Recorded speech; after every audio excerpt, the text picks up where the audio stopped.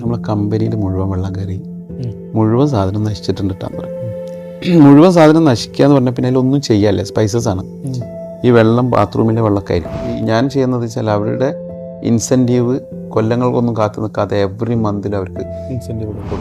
UAE-ലും നാട്ടിലുമായിട്ട് 10-200 സ്റ്റാഫുകൾ വർക്ക് ചെയ്യുന്ന. പക്ഷേ വേറെ കാര്യമുണ്ട്, ഏതൊരു ബിസിനസ്സുകാരനും ഫെയിലിയർ ഉണ്ടാകുമ്പോൾ നമ്മൾ ആ ബിസിനസ് വിട്ടു പോകുന്ന പോയി.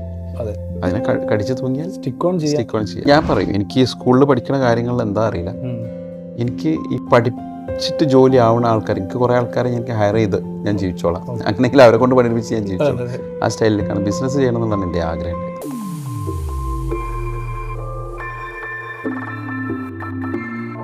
ഹായ്, ഹലോ, നമസ്കാരം. Welcome to empowered journeys with PK. അങ്ങനെ ഇന്ന് സൺഡേ ആണ്. സൺഡേ ഞങ്ങൾക്ക് റെസ്റ്റ് ഇല്ല. സൺഡേ ആയിട്ട് ഞങ്ങളൊരു ഇൻ്റർവ്യൂവിനായിട്ട് നമ്മൾ കുറ്റിപ്പുറത്താണ് വന്നിട്ടുള്ളത്.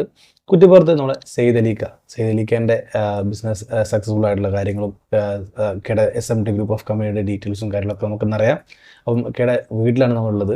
അപ്പം ഇക്കനെ ഞാൻ ഈ പ്രോഗ്രാമിൽ വെൽക്കം ചെയ്യാണ്. Welcome to empowered journeys with PK. Thank you. ഞാൻ ആദ്യം കുറച്ച് പ്രൊഫഷണലായിട്ട് പറയും, കഴിഞ്ഞ് ഇനി നമുക്ക് സിമ്പിളായിട്ട് സംസാരിക്കാം. ഫസ്റ്റ് ഓഫ് ഓൾ, ഈ സൺഡേ ആയിട്ട് ഫ്രീ ആയിട്ട് ഫാമിലിൻ്റെ കൂടെ ഇരിക്കുന്ന സമയത്തായിട്ടും നമുക്ക് ഈ ഒരു ടൈം സ്പെൻഡ് ചെയ്തതിന് വളരെ നന്ദി. Thank you. ഫസ്റ്റ് നമുക്ക് എൻ്റെ പേഴ്സണൽ ലൈഫിൽ സ്റ്റാർട്ട് ചെയ്യാം. എവിടെയാണ് ശരിക്കും? കുറ്റിപ്പുറംകാരനാണോ? അതെ, കുറ്റിപ്പുറത്ത്. അച്ഛൻ, അമ്മ, ഫാമിലിയൊക്കെ എങ്ങനെ? ഫാമിലി അച്ഛൻ, അമ്മ, പിന്നെ ഒരു ബ്രദർ, 2 സിസ്റ്റർ, വൈഫ്, 4 കുട്ടികളാണ്. മൂത്ത കുട്ടി BBA ഒക്കെ പഠിക്കുകയാണ്. രണ്ടാമത്തത് 3ാം ക്ലാസ്സിൽ, പിന്നെ മൂന്നാമത്തത് UKG, 4ാമത്തെ പഠിക്കുന്നില്ല. 3 പെൺകുട്ടികൾ, 1 ആൺകുട്ടി. എല്ലാവരും കുറ്റിപ്പുറത്താണ് ഫാമിലി? എല്ലാവരും കുറ്റിപ്പുറത്ത് വീട്ടിലുണ്ട്. ഓക്കെ. ഹാപ്പി ആയിട്ട് ജീവിക്കും. അപ്പം നല്ലൊരു ഫാമിലി ലൈഫ് ഇങ്ങനെ പോയിക്കൊണ്ടിരിക്കുന്നു. Thank you. അപ്പം നമുക്ക് ഇനി പഠനത്തിൽ നോക്കാം. എങ്ങനെയാണ് പഠിപ്പും കാര്യങ്ങളൊക്കെ എവിടെ വരെ ആയിരുന്നു? ഞാൻ കുറ്റിപ്പുറത്തന്നെയാണ് പഠിച്ചതൊക്കെ? അതെ, ഞാൻ ശരിക്കും നമ്മൾ പഠിക്കുന്ന കാലത്ത് ഇതാണ് നമ്മളെ LP സ്കൂൾ തൊട്ടപ്പുറത്ത്. അത് കഴിഞ്ഞിട്ട് ഞാൻ UP പഠിച്ചത് പുറത്തൂർ സ്കൂളാണ്. പുറത്തൂരാണ് എൻ്റെ ഉമ്മയുടെ വീട്. അപ്പോൾ ഇവിടെ ലോങ് ആണ് അന്ന് സ്കൂള്, റോഡുകളൊക്കെ ഇതൊക്കെ ഉള്ളൂ, കുറച്ച് നടന്നിട്ട് പോകണം എല്ലാ സ്കൂളും. അപ്പോൾ 8ാം ക്ലാസ് മുതൽ 10ാം ക്ലാസ് വരെ അവിടെ പഠിച്ചു. പിന്നെ ഞാൻ പഠിച്ചത് എന്താ പറയുക, ഇവിടെ മറ്റേ ആർട്സ് ആൻഡ് തിരൂര്. അതിന് പ്രീ ഡിഗ്രി കഴിഞ്ഞിട്ട് ഞാൻ പിന്നെ ഹൈദരാബാദിൽ സൂം ടെക്നോളജിയിൽ പഠിച്ചത്. അപ്പം ഈ ഹൈദരാബാദിൽ ഈ പഠനം കഴിഞ്ഞതിന് ശേഷം സാധാരണ എല്ലാവരും ജോലിക്ക് പോകുന്നതിന് പകരം, അതായത് ബിസിനസ് എന്നുള്ള എന്നും റിസ്ക് ആയുള്ള കാര്യമാണല്ലോ, എല്ലാ ആൾക്കാരും സെലക്ട് ചെയ്യുക ജോലിയായിട്ട് സേഫ് ആവുന്നുള്ളതാണ്. അങ്ങനെ ഒരു സേഫ് സോൺ നോക്കാതെ ഒരു ബിസിനസ്സിലേക്ക് വരാനുള്ള റീസൺ എന്തായിരുന്നു? എനിക്ക് പഴയ കാലത്ത് തുടക്കം മുതലേ നമ്മൾ പഠിക്കുമ്പോൾ തന്നെ ബിസിനസ് എല്ലാവരും പഠിക്കുമ്പോൾ സാറന്മാർ ചോദിക്കും, നീ എന്താ? ഞാൻ ഒരു ആവറേജ് സ്റ്റുഡൻറ്റാണ്, നീ എന്താ കൂടുതൽ പഠിക്കും? ഞാൻ പറയും, എനിക്ക് ഈ സ്കൂളിൽ പഠിക്കുന്ന കാര്യങ്ങളിൽ എന്താ അറിയില്ല, എനിക്ക് ഈ പഠിച്ചിട്ട് ജോലി ആവുന്ന ആൾക്കാർ, എനിക്ക് കുറേ ആൾക്കാരെ എനിക്ക് ഹയർ ചെയ്ത് ഞാൻ ജീവിച്ചോളാം, അങ്ങനെയെങ്കിൽ അവരെ കൊണ്ട് പഠിപ്പിച്ച് ഞാൻ ജീവിച്ചോളാം. ആ സ്റ്റൈലിലേക്കാണ് ബിസിനസ് ചെയ്യണം എന്നുള്ളതാണ് എൻ്റെ ആഗ്രഹം ഉണ്ടായത്. ആദ്യമായിട്ട് ഇത് ബിസിനസ് എന്തായിരുന്നു? ഞാൻ ആദ്യം തുടങ്ങിയ ബിസിനസ്, ഞാനിപ്പോൾ ഏകദേശം പ്രീ ഡിഗ്രി പഠിച്ച് കഴിഞ്ഞിട്ട് ഇവിടേക്ക് പോകുന്നതിന് മുമ്പേ റെൻ്റേ കാർ വാങ്ങിച്ചു. റെൻ്റേ ബൈക്കും റെൻ്റേ കാറും, ഒരു റെൻ്റേ കാറും മാരുതി 800ഉം പിന്നെ ബൈക്കുമാണ് വാങ്ങിച്ചത്. ഏത് വർഷം? അത് ഏകദേശം 96-97. ഞാൻ ജനിച്ച സമയം. ആ ഒരു കാലഘട്ടത്തിൽ നിങ്ങൾ ബിസിനസ് മൈൻഡാണ്, നമുക്ക് കാശുണ്ടാക്കും, കുറച്ച് ചെയ്യും. പക്ഷേ നമ്മൾ അന്നത്തെ മെൻറ്റാലിറ്റി നോക്കണം, പൈസ അടിച്ച് പൊളിക്കുക എന്നുള്ളത്, കാര്യം സമ്പാദിക്കുക എന്നുള്ളതൊന്നും നമ്മളുടെ അടുത്ത്. പിന്നെ അവർക്കൊക്കെ കൊടുക്കും ചെയ്യും, ഉമ്മാനും ഉപ്പാനൊക്കെ നോക്കുക എന്നുള്ളത് ആവറേജ്. അങ്ങനെ ആ ബിസിനസ് നമ്മളെ റെൻ്റേ കാറിൽ പിന്നെ എങ്ങനെയാണ് നമ്മൾ ഈ സ്പൈസ്? റെൻ്റേ കാറിൽ പിന്നെ ഞാൻ ഫിലിം പ്രൊഡക്റ്റിലേക്ക് വണ്ടി വാടക കൊടുക്കുന്ന ഒരു പരിപാടി തുടങ്ങി. പിന്നെ ഉപ്പാക്കും ഉമ്മാക്കൊന്നും വലിയ താല്പര്യമില്ലാത്തതുകൊണ്ട് പിന്നെ അവർ പറഞ്ഞു, നീ ഇത് ചെയ്യേണ്ട, ഒരു ഓർത്തഡോക്സ് ഫാമിലിയാണ്, അപ്പോൾ അവർക്കത് വേണ്ട എന്നുള്ള ഉദ്ദേശം കൊണ്ട് ഗൾഫിൽ പോയി. ഗൾഫിൽ നിന്ന് ഒരു 6 മാസം നമ്മൾ കമ്പനിയിൽ, ഒരു സ്പൈസസ് കമ്പനിയിൽ ജോലി ചെയ്തു. അവിടുന്ന് പിന്നെ ഞാൻ ബിസിനസ്സിലേക്ക് പോയി. മലപ്പുറം എന്ന് പറഞ്ഞാൽ ശരിക്കും പറഞ്ഞാൽ മലപ്പുറത്തെ ആൾക്കാർ ഇങ്ങനെ ഒരു പ്രായം കഴിഞ്ഞാൽ നേരെ ഗൾഫാണ് അല്ലേ? ഇവിടുത്തെ ഒരു എനിക്ക് തോന്നുന്നു നമ്മൾ ഗൾഫിൽ പോയി കുറേ മലപ്പുറത്തുള്ള ആളുകളെ കാണാൻ പറ്റും. ഇപ്പം മാറിക്കഴിഞ്ഞു, പക്ഷെ മുമ്പ് അതന്നെ സ്റ്റാർട്ടിങ് ഗൾഫ്. കാരണം പ്രീ ഡിഗ്രി വരെ പഠിക്കുക, പോവുക, പിന്നെ വിസ എടുക്കാന്ന് ചോദിക്കുകയാണ്, അവിടെ വിസ അയക്കുകയാണ്. ഇപ്പോൾ ആൾക്കാരൊക്കെ ഇവിടെ തന്നെ സെറ്റിൽ ആവാനും തുടങ്ങി, ഹൈ എഡ്യൂക്കേഷനും കാര്യങ്ങളൊക്കെ ആയി. അതെ. ഇപ്പോൾ അപ്പം ആദ്യമായിട്ട് ചെന്നിറങ്ങുന്നത് ദുബായിലാണോ? ഞാൻ അല്ല അജ്മാനിലാണ് വിസ ഉണ്ടായത്. അജ്മാനിൽ ഞാൻ നിന്നു, നാട്ടിലേക്ക് തിരിച്ചു വന്നു. 0 ആയിട്ടാണ് തിരിച്ചു വന്നത്. പിന്നെ എനിക്ക് അവരോട് ബിസിനസ് താല്പര്യമില്ലാത്തതുകൊണ്ട് പിന്നെ കല്യാണം കഴിച്ചു തിരിച്ചു പോയി. അവിടുന്ന് തൊട്ടിട്ടാണ് സ്റ്റാർട്ട് ചെയ്യുന്നത്. അത് ആദ്യത്തെ 4 ബിസിനസ്സും ഫ്ലോപ്പായി. ഏതൊരു ബിസിനസ്സുകാരനും. പക്ഷെ വേറെ കാര്യമുണ്ട്, ഏതൊരു ബിസിനസ്സുകാരനും ഫെയിലിയർ ഉണ്ടാകുമ്പോൾ നമ്മൾ ആ ബിസിനസ് വിട്ടു പോകുന്ന പോയി. അതിനെ കടിച്ചു തൂങ്ങിയാൽ സ്റ്റിക്ക് ഓൺ ചെയ്യണം. അപ്പോൾ നമ്മൾ ആദ്യത്തെ ഒരു 4 ബിസിനസ്സും ഫെയിലിയർ ആയ സമയത്ത് നമ്മളെ ഫാമിലിയിൽ എങ്ങനെയായിരുന്നു കയറിയെടുത്ത്? നമ്മൾ ബിസിനസ് ചെയ്യണമെന്താ അങ്ങനെയുള്ള പ്രശ്നങ്ങളൊക്കെ? എനിക്ക് എൻ്റെ ഫാമിലിയുടെ ഒരു പ്രത്യേകത എന്താ വെച്ചാൽ പ്രഷർ ഇല്ല അവർക്ക്. ഉപ്പക്ക് അടക്കും കാര്യങ്ങളും തേങ്ങയൊക്കെ ഉള്ളതുകൊണ്ട് കാശുണ്ട്, ജീവിക്കാനുള്ള വകുപ്പുണ്ട്. ഞാൻ എന്താണോ ചെയ്യുന്നത് ജീവിച്ചു പോവുക, നന്നായി ജീവിക്കുക എന്നുള്ളൂ. അനിയനോടും പറയുന്നത് നിങ്ങൾക്ക് നിങ്ങളെ കാര്യം നോക്കി നന്നായി ജീവിക്കുക. എന്നെ നല്ല സപ്പോർട്ടാണ് അവർ. അപ്പോൾ 4 ബിസിനസ് കഴിഞ്ഞ് പിന്നെ എങ്ങനെ സ്പൈസസിലേക്ക്? അല്ല, ഞാൻ ആദ്യം തുടങ്ങിയ ബിസിനസ് ഒരു പെല്ലറ്റിൻ്റെ ബിസിനസ്സാണ്. അത് നമുക്ക് അറിയാത്തോ ചെയ്തതാണ്. അപ്പം അങ്ങനെ അത് നിർത്തേണ്ടി വന്നു. രണ്ടാമത്തെ ബിസിനസ് റിയൽ എസ്റ്റേറ്റ് ആയിരുന്നു. റിയൽ എസ്റ്റേറ്റിൽ പിന്നെ ഒരു വിധം ലെവലിലേക്ക് വന്നപ്പോഴാണ് നമ്മൾ അന്ന് 2009 ഓർമ്മ ഉണ്ടാവുമെന്ന് തോന്നുന്നു. 2009 അവിടെ GCC മൊത്തം പൊട്ടിയല്ലോ മൊത്തം. അപ്പോൾ അതും നിർത്തി പോന്നു. പിന്നെ തിരിച്ചു പോയി ഞങ്ങളുടെ അമ്മാവന്മാരും അവരൊക്കെ കൂടിയിട്ടുള്ളൊരു ഫിജി പാക്ക് എന്ന് പറഞ്ഞൊരു കമ്പനി തുടങ്ങി. ആ കമ്പനി പിന്നെ എൻ്റെ പാർട്ട്ണർ അയാൾക്ക് വേണ്ടി അങ്ങോട്ടും ഇങ്ങോട്ടും ചെറിയ വിഷയങ്ങളൊക്കെ വന്നു, അവരേറ്റെടുത്തു. അതോടെ അത് നിർത്തി. പിന്നെ ഞാനൊരു ടൈൽ ഗ്ലൂവിൻ്റെ കമ്പനി തുടങ്ങി. ഞാനും ഇവിടുത്തെ മാണൂര് മുജീബ് എന്നാണ്, അവരും കൂടി പാർട്ട്ണർഷിപ്പിൽ ടൈൽ ഗ്ലൂ തുടങ്ങി. നമ്മുടെ 2 കസിൻസ് ഉണ്ട്, ജമാൽ എന്നൊക്കെ പറഞ്ഞു, അവർക്ക് കൂടി തുടങ്ങിയതാണ്. അത് നല്ല വിജയമായി. പിന്നെ അതിൻ്റെ ഷെയർ എനിക്കത് താല്പര്യമില്ലാത്തതുകൊണ്ട് ഞാൻ എൻ്റെ ഷെയർ വിറ്റു. പിന്നെ എൻ്റെ ഫ്രണ്ട് ഉണ്ടായിരുന്നു, എൻ്റെ ചൈൽഡ്ഹുഡ് ഫ്രണ്ട് തന്നെ ഉണ്ട്, ഷാജി എന്ന് പറഞ്ഞിട്ട്. അവന് എനിക്കൊരു ഓർഡർ തന്നു സ്പൈസസിലേക്ക്. ആ സ്പൈസസ് ഞാൻ അജ്മാലിൽ തന്നെ പ്രിക്യൂർ ചെയ്ത് അവനക്ക് അയച്ചു കൊടുത്തു. അപ്പോൾ ഇതിന് ഏകദേശം എനിക്ക് അതിൻ്റെ പ്രോഫിറ്റ് കാര്യങ്ങളൊക്കെ മനസ്സിലാക്കി. പിന്നെ ഞാൻ എന്ത് ചെയ്തു, ആ കമ്പനീനെ ലൈസൻസ് എടുത്തിട്ട് കമ്പനിയായിട്ട് തന്നെ ഒരു ഫോം ചെയ്തിട്ട് കൊണ്ടുപോകാൻ വിചാരിച്ചു. അങ്ങനെ അവിടെ ഞാനൊരു ലൈസൻസ് എടുത്തു. ആ ലൈസൻസിൽ നമ്മൾ എൻ്റെ ഫ്രണ്ട് തന്നെ ഇർഷാദ് പാർട്ട്ണറാണ്, 10 പാർട്ട്ണറാണ്. അപ്പം ഞങ്ങൾ 4 ആളെന്ന് പറഞ്ഞു. അവന് പിന്നെ ഇവിടെ ഞങ്ങൾ അവനും കൂടിയിട്ടൊരു കമ്പനി തുടങ്ങി. ആ കമ്പനിയിൽ നിന്ന് എക്സ്പോർട്ട് ചെയ്തു. പിന്നെ ആ ഷാജി കുറച്ച് കാരണങ്ങളായാലും അവന് ഫാമിലി ബിസിനസ്സിൽ സ്റ്റിക്കോണായി ഞങ്ങളത് മാറി. പിന്നെ അവിടെ തൊട്ടിട്ട് കുഴപ്പമില്ല. അപ്പം അതുകൊണ്ട് ഈ സ്പൈസസിന് എന്താ കാര്യം വെച്ചാൽ നമ്മൾ നാട്ടിൽ നിന്നാകുമ്പോൾ കുറച്ച് ക്വാളിറ്റി നന്നായി പിന്നെ ലാഭം കിട്ടിയെന്നുള്ള തോന്നിയിട്ട്. അങ്ങനെ നമ്മളിപ്പം ഇന്നിപ്പം UAE-ലും നാട്ടിലുമായിട്ട് 10-200 സ്റ്റാഫുകൾ വർക്ക് ചെയ്യുന്ന ഒരു ഫിലിമിലേക്ക് മാറി. അപ്പം നമ്മളെ 4 പാർട്ട്നേഴ്സിന്റെ കാര്യം പറഞ്ഞു അല്ലേ? അപ്പം ആദ്യം പറയണ്ടേ, ഒരു പാർട്ട്ണർഷിപ്പിൽ കുറച്ച് ഇഷ്യൂസ് കാര്യമൊക്കെ ഉണ്ടായിട്ട് നമ്മൾ ഒഴിവാക്കി. അപ്പം പാർട്ട്ണർഷിപ്പ് എങ്ങനെ കൊണ്ടുപോകണം എന്നുള്ളതിന് ഒരു വ്യക്തമായ ഒരു ധാരണ ഇപ്പോൾ ഐഡിയ കിട്ടിയിട്ടുണ്ടാവും. ശരിക്കും നാടൻ ഭാഷയിൽ പറഞ്ഞാൽ പാർട്ട്ണർഷിപ്പ് ഒരു വിവാഹം പോലെയാണ്. നാടൻ ഭാഷയിൽ അങ്ങനെ സംസാരിക്കും. നമ്മളെ നന്നായി അറിഞ്ഞിരിക്കണം. നമ്മുടെ ഒരു എല്ലാം അങ്ങോട്ടും ഇങ്ങോട്ടും ഷെയർ ചെയ്യണേ ഗ്ലാസ് പോലെ ട്രാൻസ്പെറൻ്റ് ആയിട്ടുള്ള ആൾക്കാരെ നമുക്ക് പാർട്ട്ണറാകാൻ പറ്റുള്ളൂ. മറ്റേത് നമ്മൾ ചെയ്യുന്ന കാര്യങ്ങളിൽ ഒരു ഈഗോ വന്നു കഴിഞ്ഞാൽ അത് പാർട്ട്ണർഷിപ്പിലേക്ക്. ഇപ്പം ഞങ്ങൾ 4 ആളും തീരുമാനങ്ങൾ നന്നായിട്ട് ഞങ്ങൾ 4 ആളും ഡിസ്കസ് ചെയ്തിട്ട് തീരുമാനങ്ങൾ എടുക്കും. ചില തീരുമാനങ്ങൾ ഞാൻ ഒറ്റയ്ക്ക് എടുക്കാറുണ്ട്, ചില തീരുമാനം അവരൊറ്റയ്ക്ക് എടുക്കാറുണ്ട്. അതിന് നമ്മൾ അങ്ങോട്ടും ഇങ്ങോട്ടും നോക്കിയിട്ട് ഇപ്പോൾ പാർട്ട്ണർഷിപ്പ് എന്ന് പറഞ്ഞു കഴിഞ്ഞാൽ അങ്ങോട്ടും ഇങ്ങോട്ടും റെസ്പെക്ട് ചെയ്ത് കൊണ്ടുപോകുന്ന പാർട്ട്ണർഷിപ്പ്.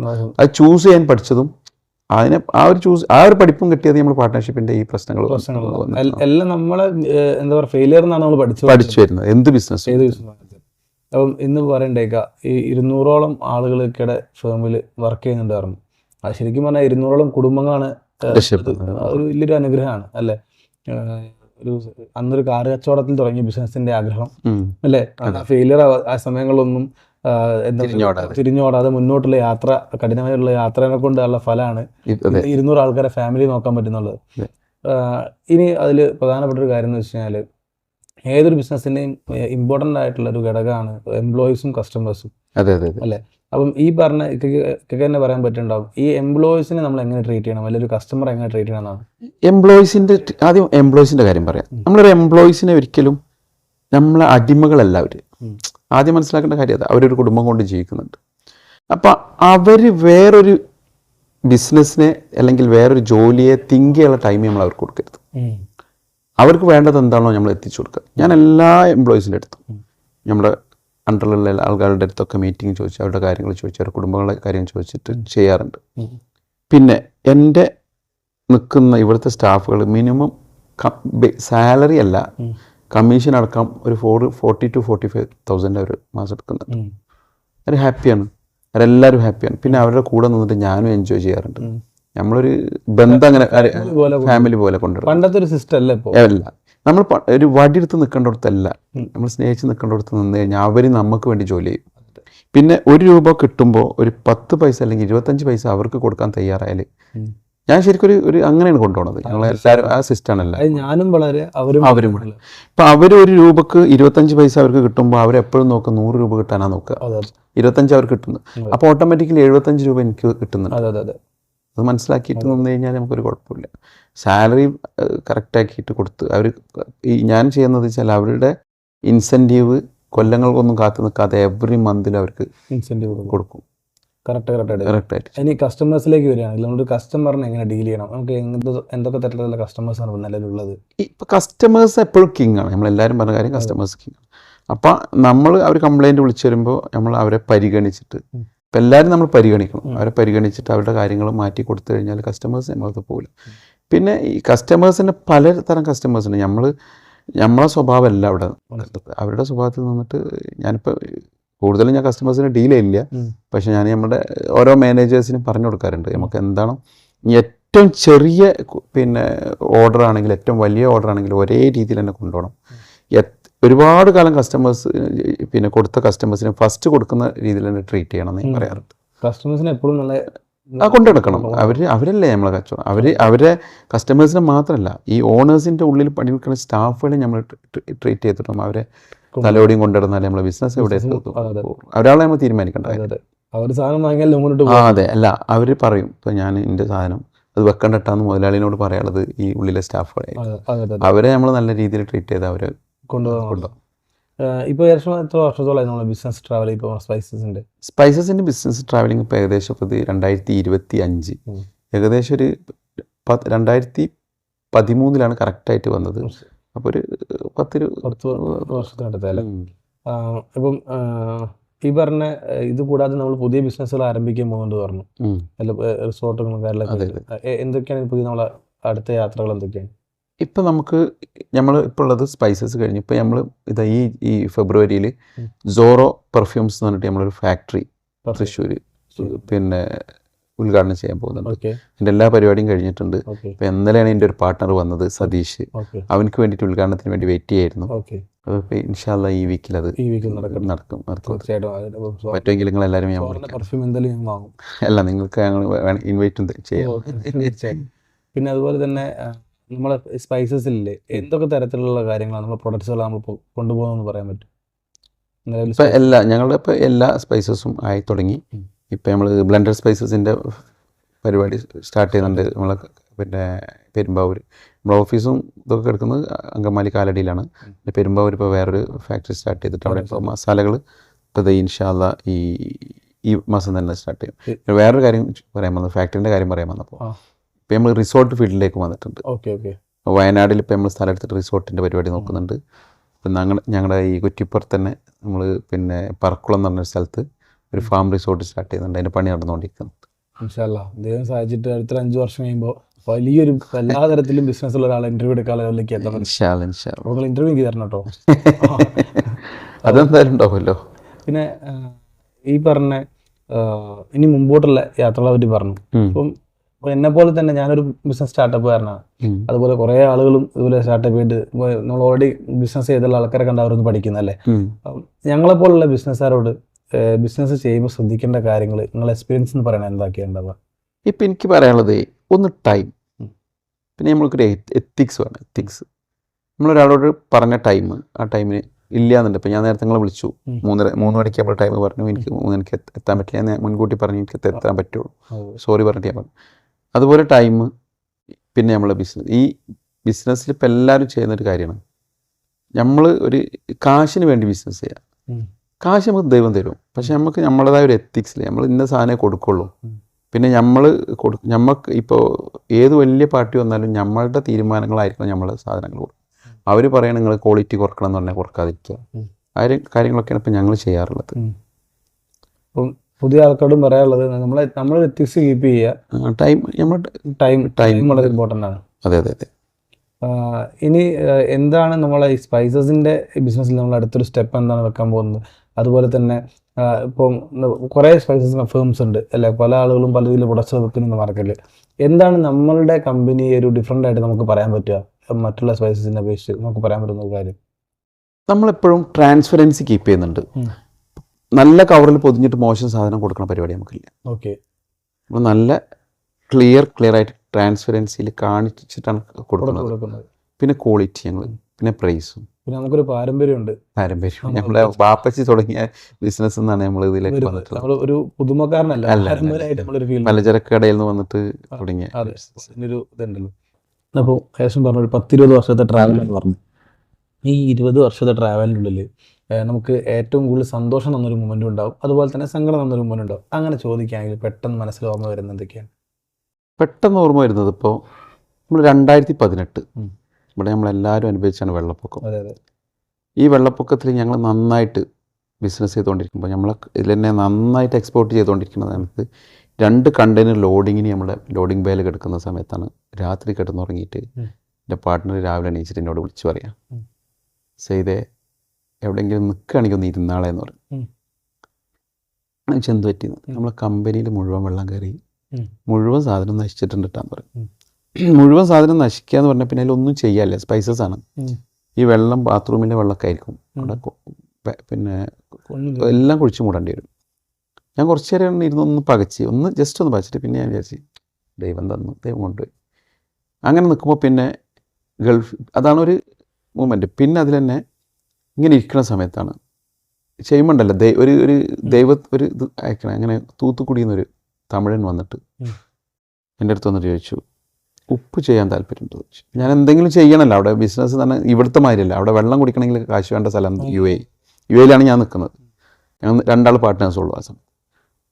അങ്ങനെ ഞങ്ങൾ ഉപ്പ് നല്ല അടിപൊളി ഡിസൈനൊക്കെ ചെയ്ത്, ഉപ്പ് തൂത്തുക്കുടിയത്തെ ഉപ്പ് എന്ന് പറഞ്ഞു കഴിഞ്ഞാൽ ഇന്ത്യൻ ഉപ്പാണ്, അതിന് അത്ര റിഫൈൻഡ് ഉപ്പായിരിക്കില്ല.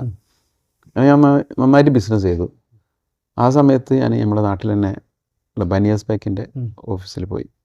അപ്പോൾ അവിടെ നിന്ന് നമ്മളാ സംസാരമൊക്കെ ആയിട്ട് അവിടെ ഇരിക്കണം, അവിടെ മീറ്റിംഗ് ഇരിക്കണം. അവരുടെ എല്ലാ ഉപ്പും എനിക്ക് പാക്ക് ചെയ്യാൻ തരാമെന്നുള്ളതൊക്കെ പറഞ്ഞു.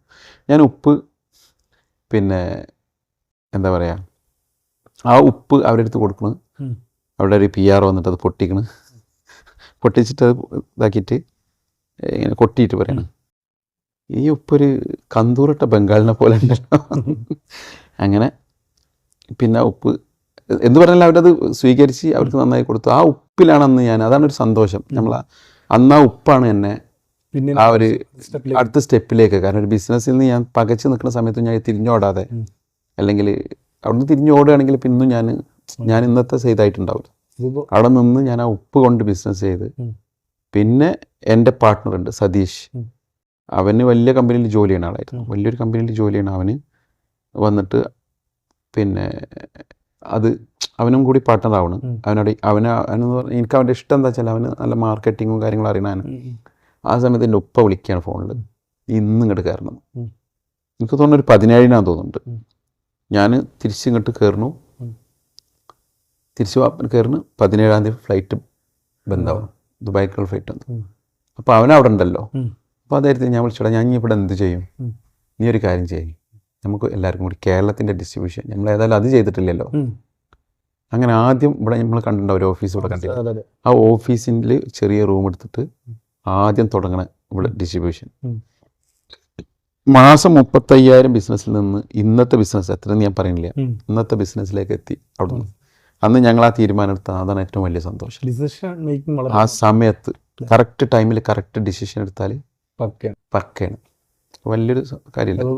അത് ഉപ്പയും കൂടി കാരണമാണ്. ഉപ്പ ആ ഫോൺ ചെയ്തിട്ട് നാട്ടിലേക്ക് എനിക്ക് വയ്യ, നീ ഇങ്ങോട്ട് വാന്ന് പറഞ്ഞ ഒരു നിമിത്തമായി തോന്നുന്നു എനിക്ക്.